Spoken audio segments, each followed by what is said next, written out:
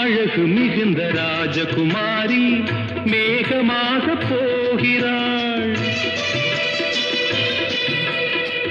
ஜரிகை நெளியும் சேலை கொண்டு மலையை மூட பார்க்கிறாள்.